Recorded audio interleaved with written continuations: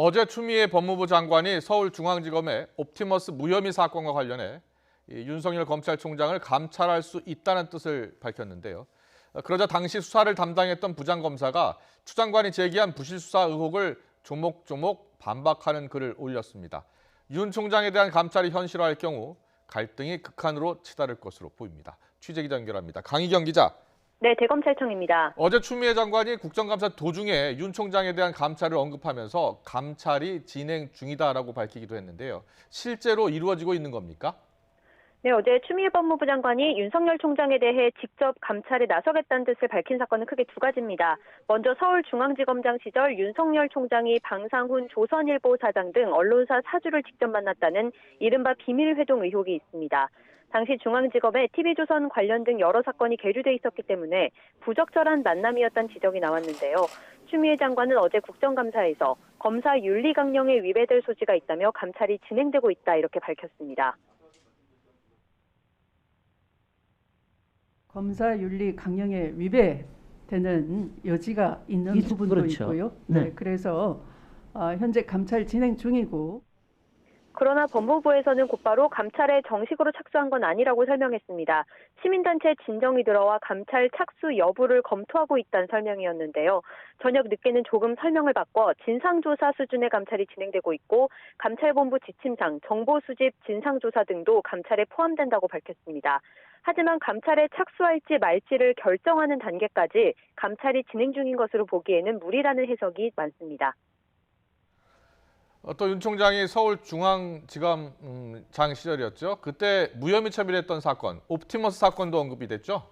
네, 어제 국정감사에서 언급된 또 하나의 사건은 윤석열 총장이 중앙지검장이던 시절 한국전파진흥원이 수사에 의뢰한 옵티머스 사건을 무혐의 처분했던 사안입니다. 지난 2018년 10월 전파진흥원은 피해가 없지만 공적 자금을 투자한 것인데도 옵티머스 펀드를 통해 자금이 성지건설과 같은 부실기업 인수에 사용됐다며 관련 투자자들의 피해가 우려되니 수사해달라고 검찰에 수사를 의뢰했습니다. 하지만 7개월 뒤 검찰에서 무혐의 처분이 나오면서 부실 수사 의혹과 함께 당시 변호를 맡은 이규철 변호사 등과의 인연으로 로비가 있었다는 의혹까지 제기됐습니다. 이에 대해서도 어제 추 장관은 감찰이 필요하다고 언급했습니다. 직접 들어보겠습니다. 충분히 그 단계에서 그 혐의를 수사를 했었더라면 하는 점이 남아 있습니다.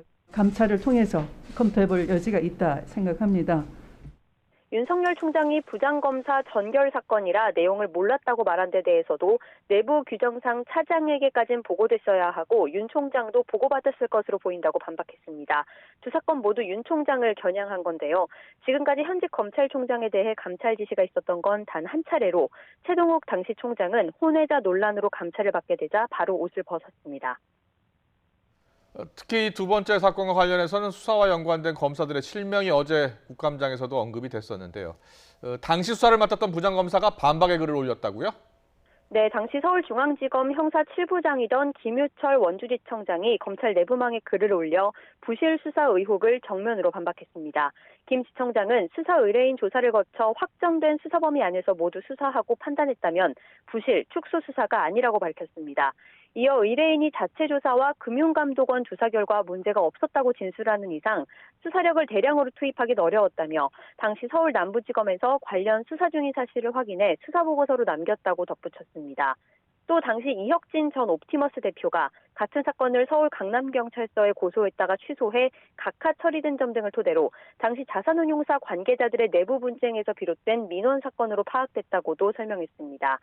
특히 서울중앙지검에서 무혐의 처분을 해 옵티머스 피해가 커졌다는 주장에 대해서는 중앙지검 사건은 옵티머스 피해자가 수사를 요청한 사건이 아니었다고 선을 그었습니다. 부장 전결 처리가 규정 위반이라는 지적에 대해선 조사과 지휘기간 4개월을 빼면 3개월여 만에 처리된 사건이어서 전결 규정 위반이 아니라고 강조했습니다. 로비로 수사가 무마됐다는 의혹에 대해서도 이규철 변호사와 사건 당시 사적 접촉은 전혀 하지 않았고 사건과 관련해 당시 윤석열 지검장에게 보고하지 않았다고 말했습니다. 사실상 모든 의혹을 정면으로 반박한 셈입니다.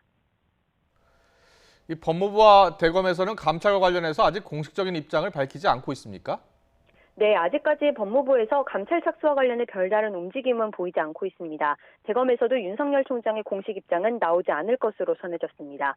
다만 추미애 장관이 라임 사태의 검사 적대 등 의혹에 대해 대검찰청과 합동 감찰을 지시한 전례가 있는 만큼 이번에 감찰을 검토한다며 언급한 사건들에서도 강경한 지시를 내릴 가능성이 있습니다. 또 추 장관은 결과에 따라 윤 총장의 해임 건의를 검토하겠다는 뜻까지 밝혔는데요.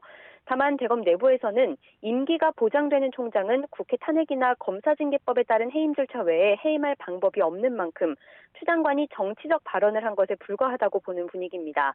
추 장관이 문재인 대통령에게 뜻을 전해 문 대통령이 더는 윤 총장을 신임하지 않는다는 의사를 전할 경우 윤 총장이 자진 사퇴할 수밖에 없을 거란 점을 노렸던 건데요.